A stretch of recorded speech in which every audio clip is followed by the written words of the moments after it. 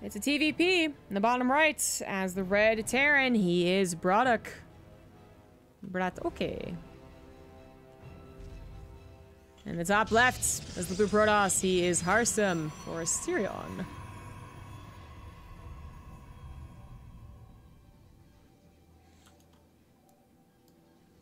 I have so many questions for the guy that messaged me and just randomly BBM. I kind of want to have a public, discussion right now. But unfortunately, he literally used a new account and named it random. So he's the biggest coward we've seen in the past year or so.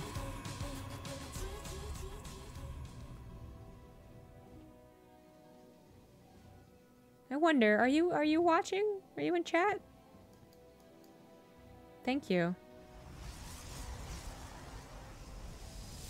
Thank you for viewing the chat, giving me an extra viewer.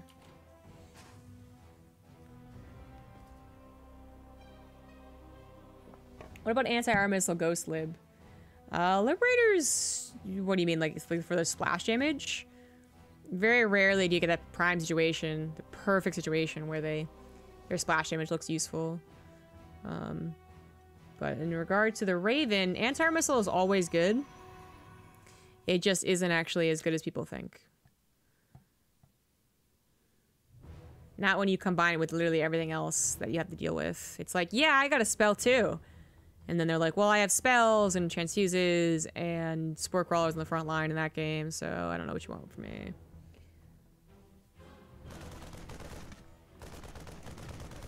Yeah, someone notes about this third timing. Yeah, absolutely.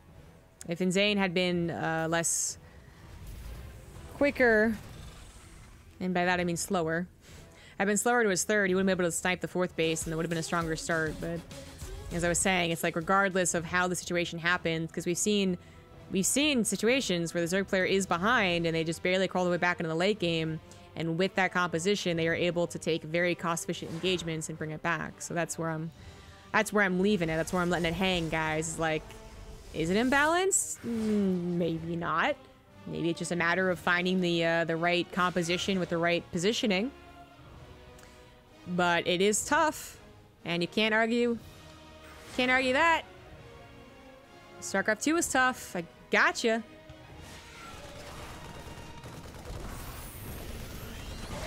Great casting. Here's the content. Thank you.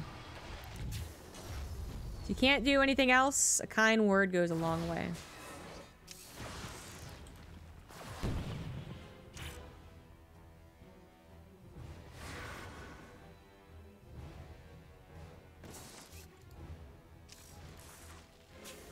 Isn't Apollo punished or something? God, no.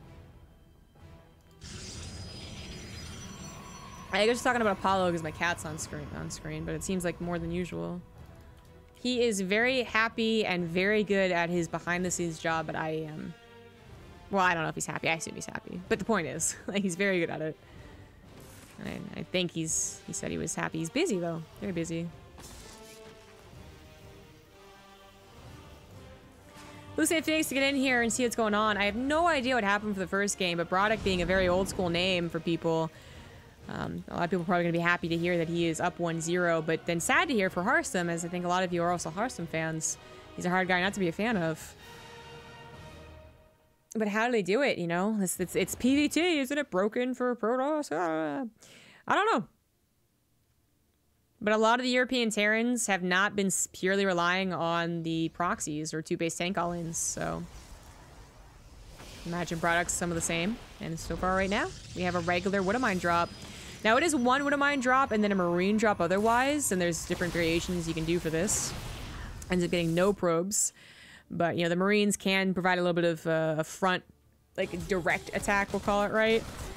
With that many units that Harstem was waiting for, collected together too, not found like one soccer over there, two soccers over there. BratOK was just in the right to drag the, drop off the Widowmine and get the heck out of there. Meanwhile, he's been dealing with a couple of, well, just one adept actually, but Marines will take care of it finally. Charge is now on the way for Harstem alongside that Forge, and of course he went for that Blink as a starter, as his appetizer. Random is also spamming DCQD stream. What lives these guys must live, you know? Trying to shame Roddy, we're hoping to do something. He seems to be choosing the weirdest things to make fun of people for then. Because, like, I mean, first of all, what if Roddy did? Like, who the fuck cares? And then second of all, how the fuck would he know anything about that? Oh, no blink back. Oh, I was messing with micro. He wants to pick off things while the sim's still not done, but it's a hard army to pick off, even without sim or combat shields, because Marauders are here, and a medevac he's healing. But he's finding the kills, man. He's getting them. There's the blink. Oh, what the hell? Mouse just freaked out. And he also even got the medevac. That ended up turning out really well for Harstem, post the bad blink there. So 1-1 in charge. This is all about keeping tabs on what BratOK is doing, like where he's at, and without stim being used there, I mean, Harstem knows that stim's still a ways off. But yeah, to finish off my point, he said he's still living with mommy. What a joke. And I was like, that's what you choose to make fun of me for?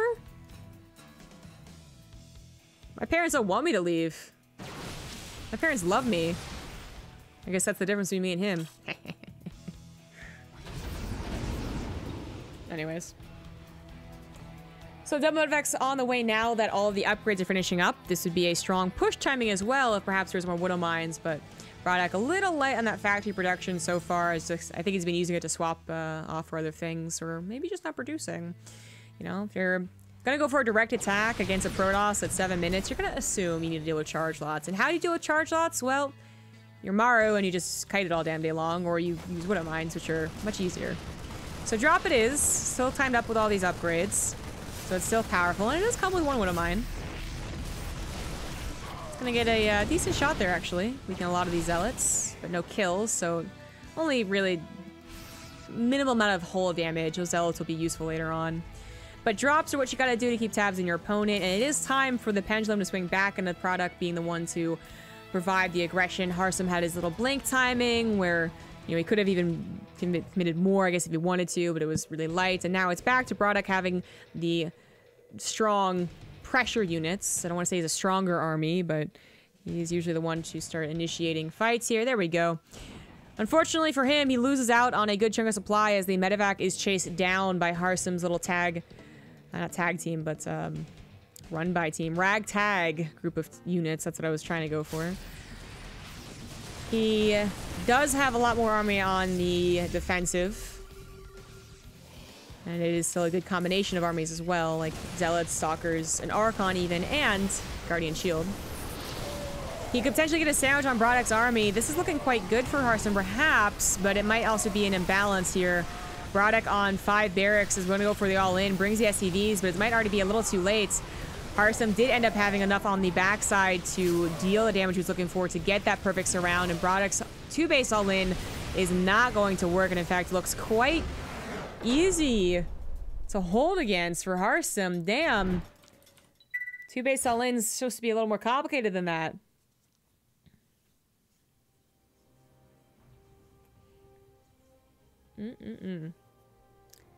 GG. I don't know what happened in that first game, but Harstem got some serious revenge.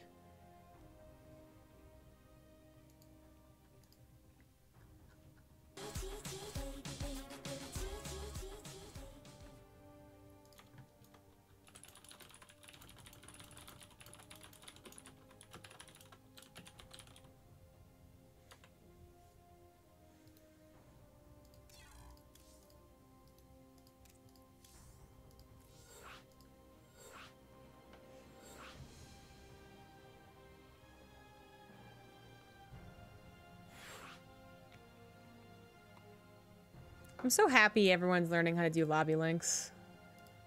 It's like a virus, but the best type of virus.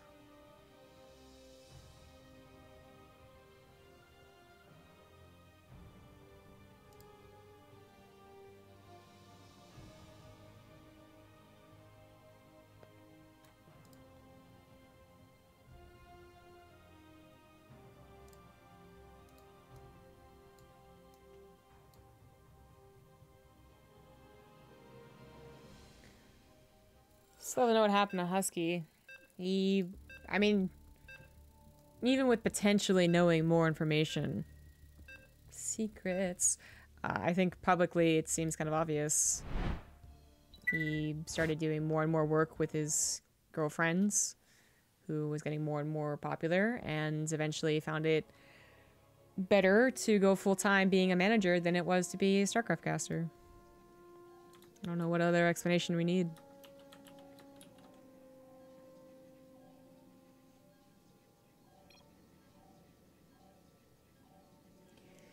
Alright, so it's all tied up now. In the bottom left, as the blue Protoss, it is Harstem.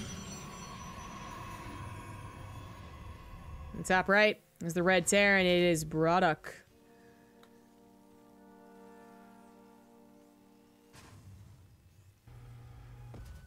Maybe Harstem was able to face the same build twice, and thus have a stronger response to it.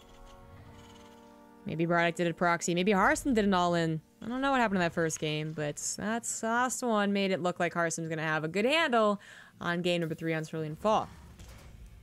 BratOK is not going for any proxies, he's not doing a tricky one base, hidden barracks, and Harstem, well, he might go for the Adept, Chrono Adepts, because it is a smaller map. We'll see about that.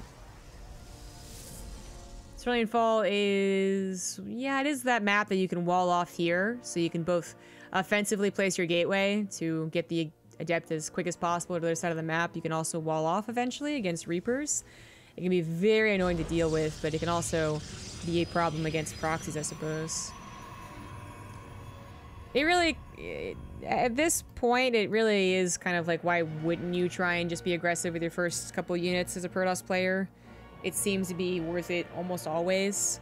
Only a few Terran players are putting their command centers on the high ground in response. Otherwise, it is, you know, is your Reaper micro godly? Did you get an extra Marine or 3? Because that's other people's responses, I guess, is to go for 3 Marines past the Reaper. But yeah, most Terrans are still getting that command center delayed to more aggressive gateway openers.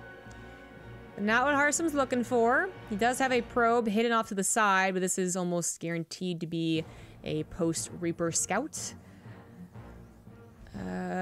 Okay, so maybe that timing was for the Marine. Oh. Yeah, it wasn't even a Reaper, so.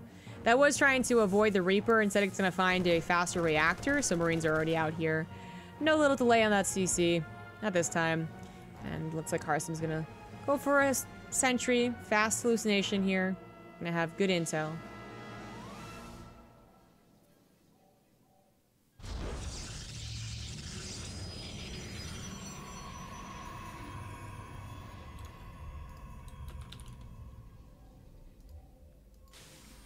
The Adept's gonna find, oh no!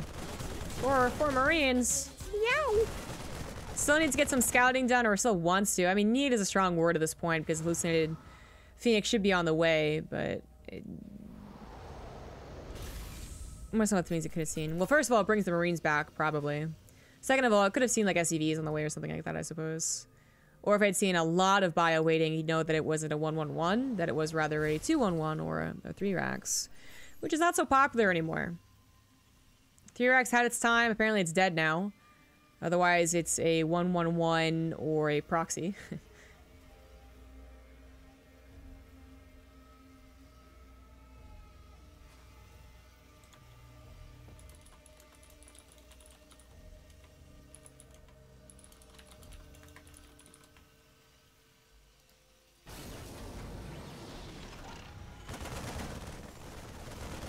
Lucid Phoenix does reveal everything you need to know. And now the follow-up question. So again, that like Adept getting some scouting done, getting some harassment done. Probably not a very big deal. Lucid Phoenix is very helpful. That is a deal. It's not the worst deal ever in the history of trade deals. It is good information. Knows that it was a tank and no What Am I drop's been on the way. What is now the most important thing to figure out is whether or not they're going to push with those tanks. We got a little bit of like European server lag here. What's going on here? So that's where the Stalkers have got to be aggressive even before they have Blink. They need to see this on the way. And well, there you go. They see it. So BratOK did pull a couple SCVs with this. This is a very common tank push, and it does mean to hit someone who is going for a 3rd base at this time. And that's exactly what Harstem is doing. But it's very helpful to pick off Marines like this. In fact, necessary, you could argue. Blink is about to be done, so so close to saving that Stalker. There was a Viking landed in the main base, which doesn't seem like a lot, but if you let that go unattended, it will kill a ton of probes. It is still important to pull away from that. So that's all I did. And then brought the sentry and adept back up there.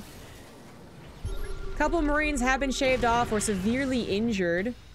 That will help, but it gets a little scary. Once the Terran player has this position, you know it's going to be even more fortified the longer it goes on.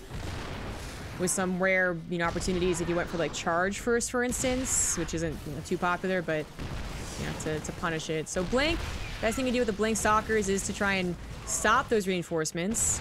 But things are looking really complicated for Harstem. You got a, you know, good starting scout on it, and got a couple of shots on it. Did not end up getting a big enough army to take it on, and now we have the bunkers being built. This is actually really bad here. Harstem might just lose his Nexus. He's going to try and hold it. If he loses the Nexus and loses the army, which I think is going to happen, he even forgot to bring more stalkers over here. Not a hold whatsoever. A small little push turns into a very big deal, as it can. This is not unheard of. This isn't a, you know, what the hell is Harstem doing thing. This is a, oh, well, this happens. But Harstem not remembering about these stalkers, not bringing them forward to tank more tank shots was a problem. Also not having his immortals in particularly good time, not having charge. Just now starting on that. It's looking good for BCQD, or sorry, for BratOK. Terrans and Bs, I guess. As Sim was heavily delayed to do this. 3rd CC about halfway done, not in location, still pretty late. That was ultimately a good kill there. Harstem did sacrifice a lot of units trying to defend that. It was costly, but he is just trying to rebuild a 3rd Nexus as well as get 2 of those stronger units, those charge lots with their +1 armor, while also stopping BratOK from repositioning and doing it again to his 3rd base, his new 3rd base. Here comes the army that would do very well against this if it was all together. There we go. The Immortal is chunking away at the Marines, even though usually you would say it wants to focus fire on top of the tanks. And the Stalkers that eventually come back from the north to help out here. Almost the perfect sandwich, but still a good enough one. It's like they forgot to add the mayo or something, so you're like, but it's still good. And BratOK did not have the most perfect macro behind it, and probably should have gotten away with the 3rd CC on the low grounds. I don't know how he's feeling so much about that anymore. If he was able to pack it up and go home without losing that army, I think he feels very good, but losing the army, having to rebuild tanks and or just be at less tanks than he would want going into the mid-game. Looks like the latter here as he changes over to reactor for the factory.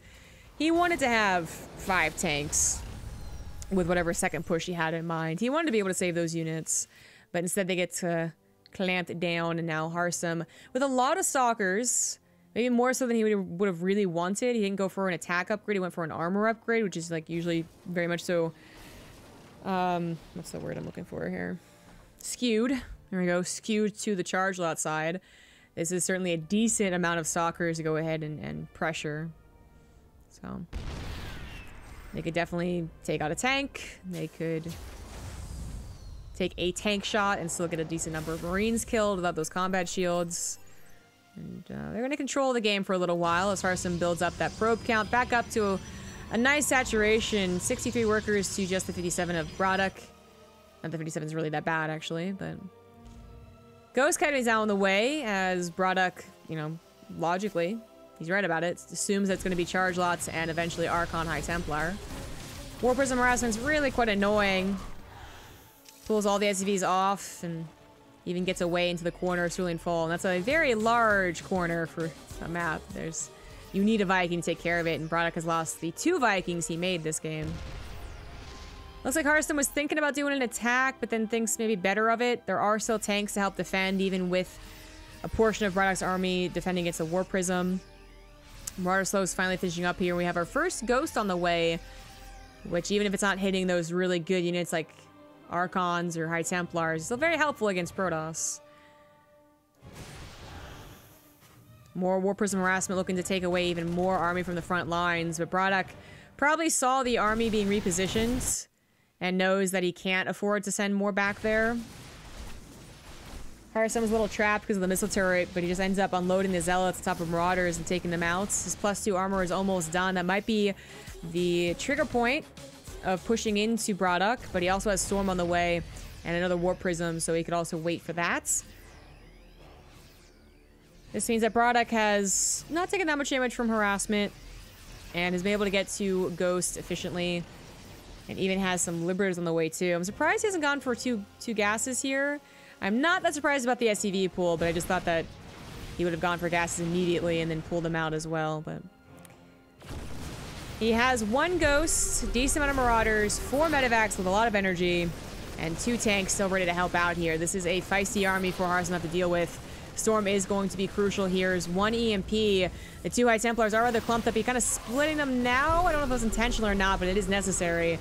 2 more High Templar off to the left side. That's what a good BratOK should always be doing. Blink forward was very odd. What did he actually grab there? Well, regardless, he lost a lot of Sockers for it. Storm's not really getting a lot done so far.